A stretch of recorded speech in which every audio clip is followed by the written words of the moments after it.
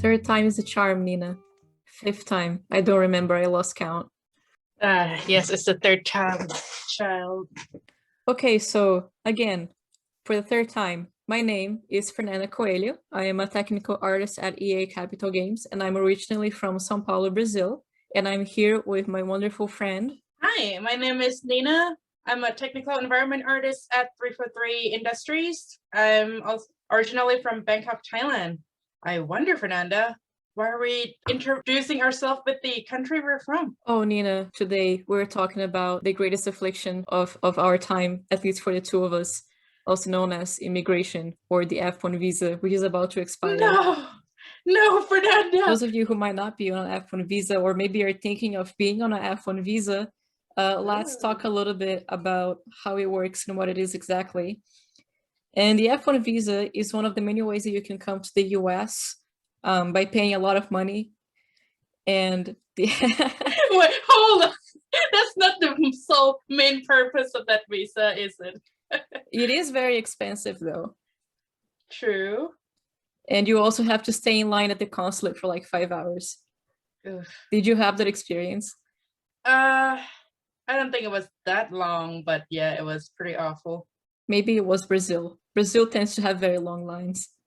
The F1 visa is a visa issued by a university or college to international students seeking a degree in the USA. And it lasts the duration of your degree. And when you graduate, your visa expires and you're expected to return to your country of origin. Expected, Nicole. Expected, wink, wink, wink, wink. Our options after we graduate from college is optional practical training. And the OPT, the idea behind it is that you would get a year of experience in your field and then you would return to your home country after that year finishes, but it's basically an extension of 1 year on top of your F1. However, because Nina and I have a STEM degree, we have an additional 2 years on top of that 1 year, so a total of 3 years. And that was, I think, an initiative by Bill Gates in 2008. I think he's the one who pitched the idea of STEM OPT because there was like a lack of STEM degrees or STEM graduates in the US, so he wanted to bring more foreign talent. Oh, I didn't know that. Yeah, Bill Gates does some cool stuff sometimes. And after that, there comes the dreaded H-1B visa. Yeah, the H-1B would be the next step, and that's basically when a company is being super nice and being awesome and they want to sponsor a H-1B. But even then, the H-1B is a lottery and there is a 30 to 40% chance. So even if they do sponsor you, it's not guaranteed that you're gonna get it, which sucks. Correct. And that really put a lot of stress on us, and I'm sure all other people applying for H-1B, because after you submit your application, there's nothing you can do. You just have to wait and hopefully you get selected through the lottery process. Yeah, and you said that you already applied last year, right, Nina? Yeah, I did, but unfortunately I didn't get it. Yeah, was that your first time you applied? Yes. What about you? Did you apply? Nah, the company I was with back then wasn't really into that stuff. I'm sorry. Yeah, I mean, the company I'm with right now is pretty great. I love my team. They really want me to stay, but nothing is set in stone. So I'm kind of preparing myself for the scenario of getting rid of all my things, selling my car, going back to Brazil. I know the feeling. However, if you don't get it the first time, you can always apply every year if you have a company to sponsor you. And this process happens once a year around this time of the year, actually. So you would submit your application in March, and usually the result is announced on April 1st. So very soon approaching. Like, how would you, because a company has to sponsor you. So like, if you go back, like if I go back to Brazil, what company is going to want to hire me in Brazil though? Well, you can apply for a job in the States as you would apply now. And if they are interested in you enough in bringing you in, they can still sponsor you for a visa and have you fly over. But no one's going to want an immigrant. Right, that is a lot harder. if you were to be from outside the country rather than already being here. Yeah, it sucks. It's just not knowing what to do because all you can do is wait and just like light a candle and hope for the best. Yeah. You were doing some planning too, right, Fernanda? Yes, I made an entire, I forgot what they're called again, the branch tree graph, like all the possibilities, like, oh, if this doesn't work out, Yeah. I go to Brazil. If Brazil or if the visa does work out, I stay here and I'm happy forever.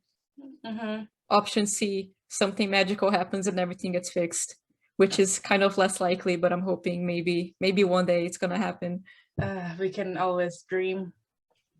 But yeah, that's all we can do really when it comes to H-1B process. Do you want to talk about O1 visa? I was looking into that one. The O1 visa is basically like, how do I explain it? It's like For you're individuals with exceptional talent. I yeah, think that's how they basically word it. yeah, if you're like a badass and you have like lots of publications written about you and you have like a bunch of recommendation letters, you can apply to the O1 visa. And I looked into it, Mm-hmm. but I even talked to lawyers about it, and it sounded like basically I was gonna have to pay a lot of money for the lawyers, and it's still then it wasn't guaranteed, and it was like not a great chance. True. However, it's kind of like a backup plan that, I mean, not 100% guaranteed, as you said, but this one can be applied any time of the year. And I heard that it only takes a couple of weeks to hear back the results. Yeah, that's true. But I feel like at this point, I'm so exhausted from dealing with the visa thing that like if the Brazil situation, like if I do have to go back to Brazil, I'm kind of like at peace with the idea of going back to Brazil because it's not the end of the world. Like I feel like I could get a master's degree and finish my master's degree abroad. And it would be nice to see my family and spend some time with them because I haven't seen them in a long time. Mm-hmm. Especially with COVID going on. Yeah, When was the last time you saw your family? definitely more than a year. Same. Yeah. How often do you see your family? Well, I have a sister who lives in Washington, so we try to meet every month or two, but I would at least get to see my mom. I would fly back to Thailand and see her every year at the least. But yeah, now it has been over a year without seeing anyone. One of the things we talked about in our first recording was we have so many at this point. Yeah. Was the experience of like being in the situation of the stress of oh my visa is gonna end if I don't get a job soon after I graduate. I'm gonna have to go back immediately. Like, you want to talk a little bit about the stress combined with senior year stress? Yeah, so for me, I actually came to the States since high school.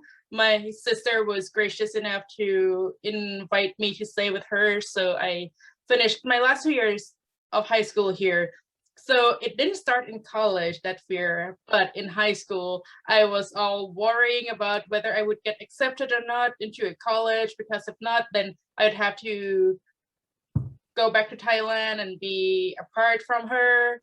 And as I get into college, I'm under a constant stress of whether I would be able to get a job right after college, because unlike US citizens, you can take time to go through to wait for the right job for you, right? But for me, or for us on F1 visa, you have to get a job within 60 days Yeah. of graduation, otherwise you're out. So yeah, it was a constant stress, but I just tried to keep myself busy and basically working on something all the time and not think too much about this situation that cannot be helped, and basically just try to do my best. Yeah, and I remember passing by you and thinking, wow, she really has it together. I wish I was like that. uh, is that what it looked like? Because underneath was a lot of turmoil. Yeah, you were definitely hiding it pretty well. Unlike Okay. me, who like broke down in the middle of Edison a few times. Oh no. I wish we were closer earlier. We could have talked all this thing out, and you can know that you're not alone. Yeah, I mean, I had some people to talk to, but it like yeah, like it's weird talking about this with American friends. Like I love my American friends, but it's weird to hear, oh, it's gonna be okay from like someone who's not in the same position, you know? Right. Yeah, I get what you mean.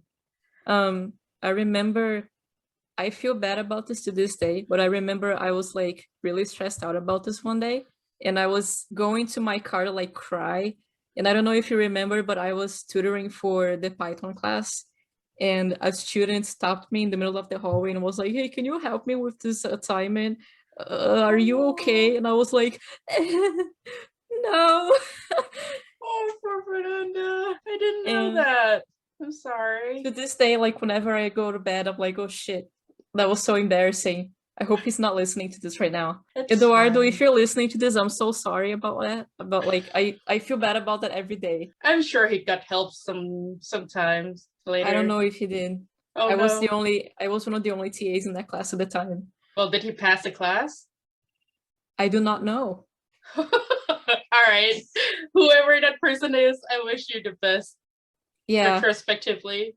I actually don't know what he's doing right now. Hopefully he's doing okay. A lot of people a lot of people in that class who I hope they're doing okay. A lot of people in that class I don't want to see ever again because a lot of students really abuse your kindness as a TA sometimes. Uh, I'm trying to get you to do their work for them. Yeah, well, more like I remember in that class specifically, most of the students would complain about the teacher not doing a good job, but at the same time, most of the students would spend the entire class on art station. Mm. And I'm like, that you can't complain about the teacher because he is trying his best. So, why Uh, did you want it to come to the US to begin with? uh, I think in the beginning, I just really wanted a better education than we had available in Brazil. But I Mm. ended up staying because I think I kind of got in touch with who I really was as a person.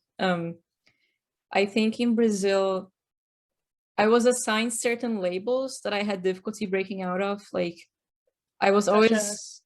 well, I was always like the introverted girl, the girl who doesn't speak, the girl who doesn't smile. And I think that when I came to America and I had like all of this freedom and I was able to reset my social life, I was Mhm. kind of able to finally figure out who I was meant to be as a person. If you had told Fernanda from 2013 that a lot of people think she's charismatic and fun, she would tell you to go to hell or something. What? I can't imagine you being like that. Yeah, I was very antisocial. Oh, not I wasn't. I thought I was antisocial. So I think breaking away from that shelter life allowed me to be able to find out who I really was. And, you know, I built my own little life from scratch here. And you also did. Kind of, yeah. Although with help from my family that lives here. Yeah. I mean, it's still hard because we have our own countries to go back to. And sometimes the experience of going back is a little strange because it's not what you remember it being. Wait, Nina, why did you want to come back to America? Or why did you want to go Oh, to America? um, initially, so I was going to this school for 11 years from kindergarten to ninth grade. And although I could just stay there, finish my last 3 years, but I was just kind of done with it at that point. And so I decided to change school to another high school back in Thailand. And after that, I got a scholarship uh to go study for a year in Japan. And after that, my sister invited me to come stay with her and in Washington for high school. And so I mean, hey, I get to expand my horizon and I get to stay with my sister. There are only pluses there. So I decided to come here and stay with her. Thank you, sister. I really appreciate that. And from there, I just saw so many possibilities of things that I could do, and eventually I decided to come to a gaming school to learn how to become a game artist. Well, was high school also F1 visa? Yes. Interesting. Yeah, so it's not just college. It's for any schooling. I don't remember if we already talked about this in this recording, but in one of the recordings we did, we were like, oh, if you had known how tough this was gonna be, would you still have done it? We haven't talked about it We this haven't. round. Are you keeping track? Good, because I lost track. And the answer is yes. Even if I knew how stressed it's gonna be, I would do it all over again, because I think it was worth learning everything that I did in college and get to meet all the people that I did, you included. Yeah. And I think it's awesome. I wouldn't be able to get this anywhere else. Same. As hard as it is sometimes, especially in the position we are right now, where we don't really know what's gonna happen. Mhm. I cannot. I feel really bad when I imagine what Fernanda could have been if she had stayed in Brazil, because I feel so in touch with who I really am supposed to be that I can't imagine being different. And I feel like even if I go back to Brazil, I'm gonna be a completely different person than I left. I mean, sure, it's been like 7 years. Of course, I'm different, but like, I changed for the better, and I matured a lot. You are I only know who you were from what you told me, but right now you are very like a very fun and friendly person. I can't imagine you otherwise. Yeah, you're lucky you didn't know Fernanda back then, trust me. Volta do mar desmaia o sol e o barquinho a deslizar e a vontade de cantar. Thank you for listening to the first episode of the Brazilian podcast. Just like many firsts in life, there is definitely a lot of room for improvement. For instance, I feel like it doesn't matter how much I scream at my microphone, my voice always sounds very soft. No wonder people don't take me seriously. But regardless, Nina and I had a lot of fun. In fact, we had so much fun that I decided to invite her to be a permanent host on the podcast. As I was editing the podcast, I realized that the topic we chose to start this with was maybe a little bit gloomy and depressing, but it's still something that we want to get out there because it's affecting our lives very much right now, as we already said. But in the future, we definitely want to shift towards brighter topics and bring other people that we know into the podcast to talk and discuss. So if immigration is not really your thing, please look forward to the things we're going to release in the future. That's basically it for now. Fefe signing off.